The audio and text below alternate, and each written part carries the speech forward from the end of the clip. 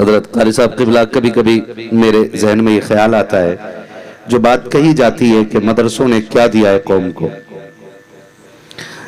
नीचे से लेके ऊपर तक सारे लोग भौंक रहे हैं। कोई कहता है निज़ाम बदलना चाहिए, कोई कहता है कि तरतीब बदलनी चाहिए, कोई कहता है तरकीब बदलनी चाहिए।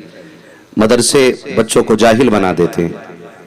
मेरा एक सवाल है, हम कहते हैं सरकारी स्कूलों के बच्चे लेकर के आओ, हम मदरसे में पढ़ने वाले तलबा लेकर के आते हैं, और फिर जरा मवाजना किया जाए, देखा जाए कि बेरोजगार मदरसों ने ज्यादा बनाया है कौम को या बेरोजगार सरकारी स्कूलों ने ज्यादा बनाया है। ये कड़वी सच्चाई है। जिन मदरसों को नाकामी का जिम्मेदार ठहराया जाता है, इन मदरसों में अगर कोई 2 साल रोटी खा लेता है ना, तो खुदा की कसम उसे बात करना भी आ जाता है और जिंदगी गुजारने का शऊर भी आ जाया करता है।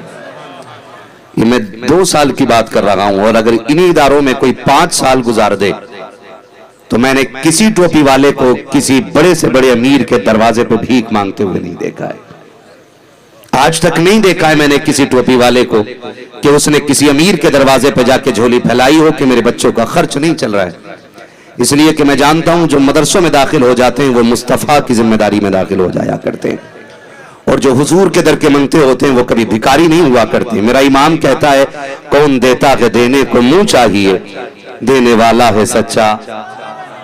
बोलना पड़ेगा आपको, देने वाला है सच्चा हमारा नबी। अब कयामत से पहले कोई कयामत नहीं आने वाली है, अब आपको बोलना पड़ेगा और जवाब देना पड़ेगा। सबसे आला वो औला। अभी सारे नहीं बोल रहे हैं, सारे सुन्नी बैठे ना। मैं कभी नहीं कहता हूं हजरत मुफ्ती साहब क़िबला के भाई चकड़ाल भी निकल जाए, जुब्बा ही निकल जाए, बाबा ही निकल जाए, वहां भी निकल जाए। मैं कहता हूं सारे बैठो, जितनी तुमने गालियां दी है ना, बैठो जरा सुनो, ताकि तुम्हारे जहन का ये खुमार उतर जाए कि बरेली वाले गाली देते हैं। फर्क इतना है कि अगर इस महफिल में बैठो ना, तो इंसाफ का चश्मा लगाना और ताज्जुब की ऐनक उतारना, और फिर देखना बरेली वाले क्या बोला करते हैं। जो हमें इल्जाम दिए जाते हैं ना, खुदा की कसम सारे इल्जाम धुल जाएंगे, और महफिल खत्म होते होते तुम्हें कहना पड़ेगा, मैं मुजरिम हूं आका मुझे साथ ले लो, कि रस्ते में हैं जा बजा थाने वाले। तो मैं कहता हूं कोई भी यहां पे बैठा है भगाइएगा नहीं, पकड़ के रोके रखिएगा। इसलिए कि अगर डॉक्टर मरीज को देखेगा नहीं ना, तो इलाज कैसे करेगा, मुझे बताइएगा। अगर आमना सामना नहीं होगा तो फिर दवाई कैसे मिलनी है। बैठो, ये अलग बात है। रोटी का हमारा तुम्हारा कोई समझौता नहीं, चाय का हमारा तुम्हारा कोई समझौता नहीं, इसलिए कि ये चक्की फातिमा की चल रही है, जमाना जितना लंगर खा रहा है। भाई हम हुजूर के दर के टुकड़े खाने वाले लोग हैं, और हमारा अकीदा यह है कि कोई दस्तरखान ऐसा नहीं कि जिस पे हुजूर का सदका ना उतरता हो, कोई चूल्हा ऐसा नहीं जिससे मिलने वाले लुक़्मे ज़हरा के दर के ना हो। तो ये उन्हीं का हिस्सा है जिनका ये अकीदा है, समझ रहे हैं ना। वरना रोटी तो चोर भी खा रहे हैं, डकैत भी खा रहे हैं, अब तो खाना तो सब खा रहे हैं। तो इसका मतलब क्या कि सबका सही है। इन उलमा से पूछिए रिज़्क़ किसे कहा जाता है। मिम्मा रज़क़नाहुम युनफ़िक़ून की तफसीर में अगर उलमा से पूछेंगे तो इससे मुराद रिज़्क़ हलाल है। समझ रहे मेरी बात आप। तो वही बोले जिनका नजरिया यह है कि हम हुजूर के दर की खैरात खा रहे हैं। बरेली से आवाज आती है, खाते हैं तेरे दर का, पीते हैं तेरे दर का। ये मिंबर से जो बात कही जाती है ना आपसे कि बोलो बोलो बोलो, कई बार तो लोग कहते हैं जी मौलवी नहीं बोलता, हमसे ही बुलवाता है। इसका एक फायदा है, इसका सबसे बड़ा फायदा यह है कि अगर आप भी साथ पढ़ेंगे तो आपका नाम भी हुजूर के सनाखानों में आ जाएगा। अगर आपको क्या लगता है कि हदाई के बख्शिश जिसे पूरी याद होगी वही सनाखानी मुस्तफ़ा है, भाई साहिल भाई हैं या इनकी तरह नात खां लोग हैं, क्या सिर्फ यही सनाखानों में आएंगे? नहीं, मैं कहता हूं एक मिसरा ही याद कर लो नात का। आप मजदूरी करें तब भी हुजूर की नात पढ़ लिया करो, आप खेत में काम करें तब भी हुजूर की नात पढ़ा करें। एक ही मिसरा चाहिए, यही याद हो, सबसे आला वो औला। जिनको याद है वो बोले, जिन्हें याद नहीं वो कर लें याद। बाद में अफसोस होगा जब महफिल खत्म हो जाएगी। तो इसलिए कि मैं मुल्ला का दीन नहीं, मैं अल्लाह का दीन बयान कर रहा हूं। और हम हजरत जी बरेली वाले लोग हैं। मैं पहले अपना तारुफ करा दूं, पहचान लो, कोई अपना मौलवी ना समझे। हम बरेली वाले लोग हैं और हम चोरी से नहीं, खुल के बोलते हैं। इसलिए कि हमारा जितना भी माल है ना, वो चोरी का नहीं, आला हजरत की तिजोरी का माल है। इसलिए छुपा के नहीं, छाप के बात करते हैं, छाप के बात करते हैं। और मेरा अपना खुद का तारुफ तो यही है ना, तेरे टुकड़ों पे पले गैर की ठोकर पे ना डाल, झड़कियां खाएं कहां छोड़ के सदका थे। हाँ जी, अपनी रोटी किधर से चलती है? खाते हैं तेरे दर का, पीते हैं तेरे दर का। आदि बन जाओ, नात के आदि बन जाओ। एक ही मिसरा याद कर लो, एक ही मिसरा, क्योंकि हम जानते हैं कयामत में जब हस्सान को आवाज होगी, आए हस्सान हुजूर की नात सुनाए, तो हुजूर की नात के लिए जब हस्सान आएंगे तो पीछे से अहमद रजा खान भी आएंगे। और जब इमाम अहमद रजा खान आएंगे तो साथ में ये सारी हुजूर के शायर और हुजूर के आशिक चले आएंगे। शर्त ये तो नहीं है ना कि पूरा कलाम रजा सुना तब आशिकी में नाम आएगा। जी हमने तो तारीख पढ़ी है कि जब हुस्न यूसुफ की बोली मिस्र में लगी, अमीर दौलत लेके आए, गरीब पूरा सरमाया लेके आके, एक बूढ़ी आ गई थी धागे की अटिया लेकर के, वो धक्का देना शुरू किया, हटो हटो। लोगों ने कहा तू किधर जा रही? उसने कहा कि यूसुफ को खरीदना है। कहा काहे से खरीदेगी? कहा ये है ना मेरी कमाई जिंदगी भर का धागा। तो हंस के कहा वो देख, अमीर मिस्र के खजाने कम पड़ गए हैं, यूसुफ का हुस्न ज्यादा पड़ गया है, तू इस धागे से खरीदेगी? तो उसने कहा हटो, जाने तो दो ना, कम से कम खरीदारों की जमात में खड़ा होने दो। कहा क्या करेगी जाके? उसने कहा यहां खड़े होने दो, मैं इसलिए इस जमात में खड़ी होना चाहती हूं ताकि अल्लाह क़यामत में जब यूसुफ के खरीदारों को इज्जत अता फरमाए तो उनके खरीदारों में मुझ गरीब का भी नाम आ जाएगा। तो यही सोच के नात पढ़ लिया करें। जब बड़े बड़े आशिक बुलाए जाएंगे, जब जामी जैसे दीवाने आएंगे, रजा खान जैसे आएंगे, मुझसे खिदमत के कुछ कहें हाँ रजा, मुस्तफा जाने रहमत पे लाखों सलाम, तो कम से कम हम गुनाहगारों का भी नाम आ जाएगा। ठीक है ना? तो पढ़े मेरे साथ, खाते हैं तेरे दर का। अगला मिसरा क्या है? हाँ जी, ये मोहल्ला बड़ा मजबूत है, इधर वाला बड़ा कमजोर लग रहा है। ठीक है ना? याद कर लीजिएगा, अगर याद ना हो तो। खाते हैं, डिस्प्ले अच्छी होना तो पूरी मार्केट अच्छी लगती है, और डिस्प्ले खराब होना तो कंपनी बेकार लगने लग जाती है। तो सामने वाले लोगों की थोड़ी ज्यादा जिम्मेदारी बनती है। ठीक है ना? तो आप सामने वाले लोग ही मेरा साथ दें, बोलें खाते हैं तेरे दर का। क्या बात है, लगाना बरेलवियों में बोल रहा हूं, खाली नारे तक नहीं है, घर तक मसलक पहुंचा हुआ है। खाते हैं तेरे दर का, पानी है तेरा पानी। क्या बात है, ये नूरानी जमात मदरसे के बच्चे बैठे हुए, वक्त मिले तो कभी इनकी जूतियां उठा लिया करो। मैं नहीं जानता आप में कितने अमीर हैं, कितने पैसे वाले हैं, कितनों के पास मील हैं, कितनों के पास मंडी बाजार है, मगर मैं कसम खा के कहता हूँ ये वो जमात है, अगर ये नंगे पैर चलती है तो फरिश्ते पर बिछा दिया करते हैं। ये इज्जत अल्लाह ने सबको अता नहीं फरमाई है। ये हुजूर के दीन के इन पढ़ने वाले बच्चों को मैं कहता हूँ, खुदा की कसम, दुनिया आज चूम रही है, लाइन में लोग लगे, लेकिन मैं कहता हूँ इनकी जूतियां मेरे सर का ताज है। जानते हो क्यों? वजह इतनी है कि ये हुजूर के दीन के लिए मेहनत करने वाली जमात है, और इनके कदमों की बरकत यह है कि ये कब्रिस्तान से गुजर जाएं तो अल्लाह कब्रों का अजाब उठा लेता है। ये जिसके लिए हाथ उठा के दुआ कर दें तो अल्लाह बिगड़े वक्त सवार देता है। मैं भी इस जमात की बात नहीं कर रहा हूं, ये बहुत बड़े लोग हैं। ये तो वो जमात है जिसके लिए समंदर में मछलियां दुआएं किया करती हैं। ये अलग बात है कि औकात तो कौड़ी की नहीं होती है। मौलवी की आंख में आंखें डाल के बात करके बंदा कहता आप क्या जानो जी, आपकी हैसियत क्या है जी, तुझे क्या पता तू किससे बात कर रहा है। खुदा की कसम ये वो जमात नहीं है जिसे ज़कात ने तैयार किया है, ये वो जमात नहीं है जिसे चंदे ने तैयार किया है, ये वो जमात नहीं है जिसको खैरात ने तैयार किया है, ये वो जमात है जिसका इंतखाब खुदा ने आलम अरवाह ने किया था और ये ऐलान कर दिया था जब दीन की विरासत की बात आएगी तो मुस्तफा के बाद मैं इनके कंधों पे अपने दीन की जिम्मेदारी रख के दिखाऊं। ये वो लोग हैं। लेकिन हमने क्या किया, माफ कीजिएगा, मुझसे मीठी बातें सुनने बैठे हो तो घर चले जाइएगा। मेरा उसूल है, मैं आईना हूं, दिखाऊंगा दाव चेहरे के, जिसे खराब लगे सामने से हट जाए। हम ही ने दीन की सबसे पहले बेकदरी की है, हम ही ने की है। भाई इसका थोड़ा ये रिपीट कम करो, तवज्जो है सारे लोगों की। मैं बताना चाहता हूं, इनकी इज्जत किया करो। माफ कीजिएगा, आपकी बस्ती में इदारा चल रहा है, ये उसी इदारे के महकते हुए फूल बैठे हुए।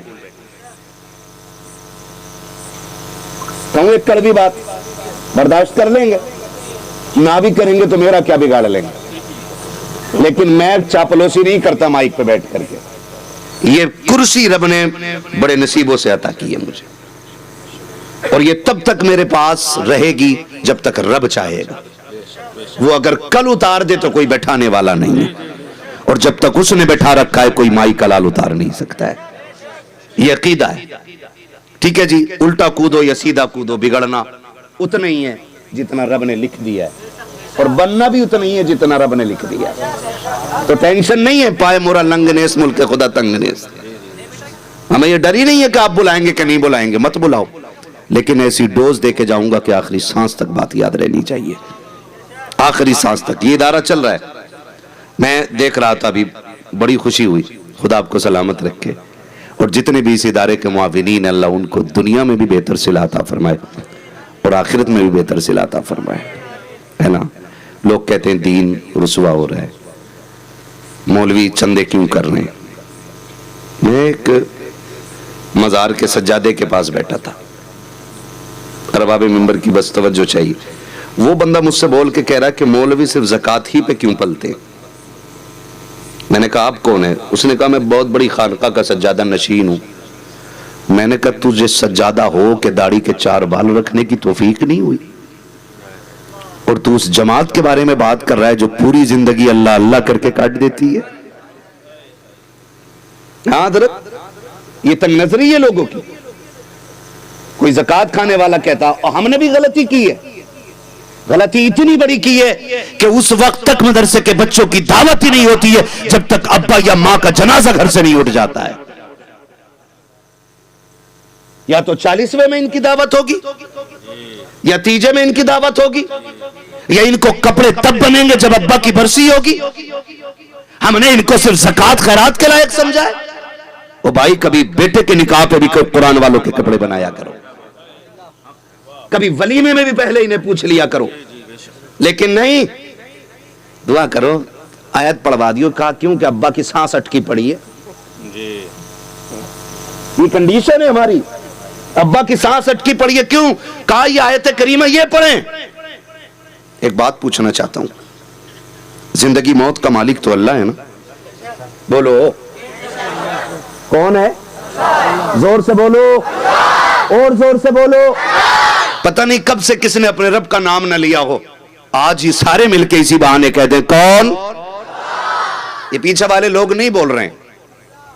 जब वो मजबूर करेगा ना बोलने पे, तो फिर हर वक्त ही अल्लाह अल्लाह रहेगी।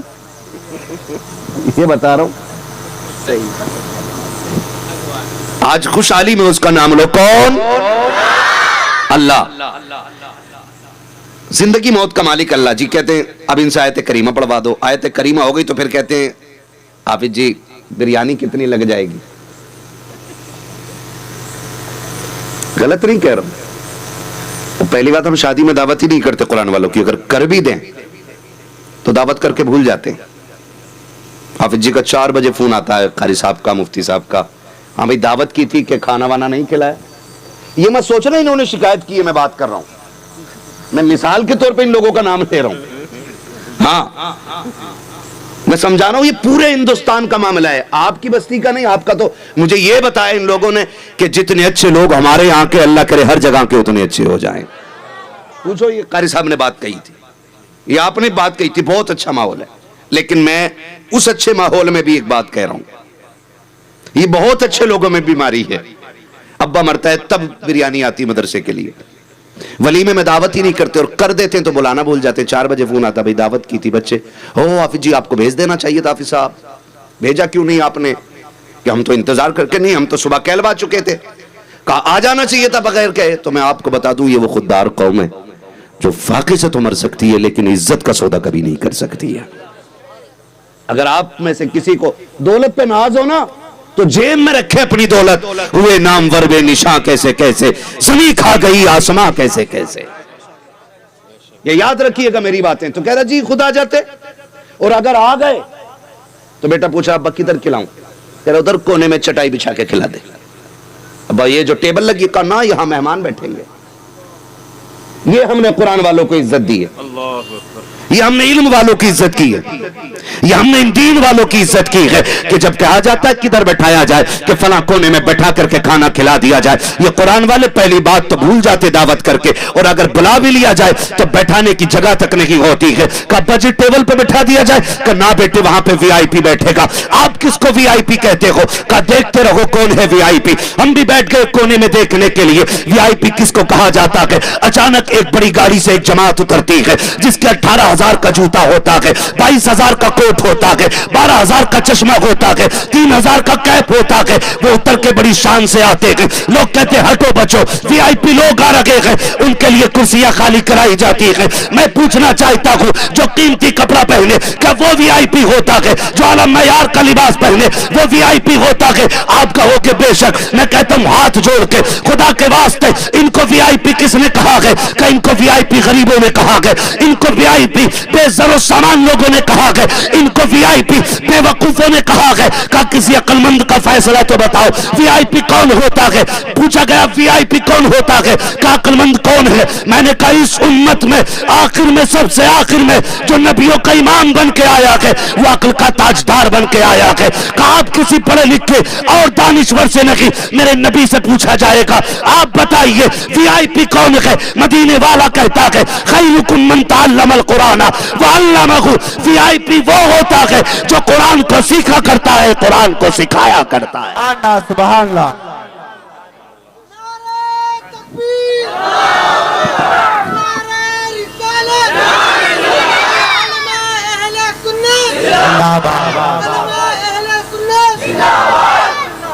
ये सबसे वीआईपी जमात है।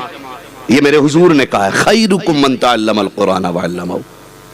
तुम में सबसे ज्यादा वीआईपी वो है जो कुरान सीखता है और कुरान सिखाता है। भाई इनकी इज्जत करने की आदि बने। ये जमात बैठी है, मैं आप जाते होंगे, मैं चूंकि मैं भी आप ही की जमात से हूं, आप मेरी जमात से, और हम सब मिलके इमाम अहमद रजा खान फाजिल बरेलवी की जमात से हैं। और मेरा इमाम की अपनी जमात नहीं है, इमाम उसी जमात में है जो सहाबा की जमात है ना जी, जो सहाबा की जमात है।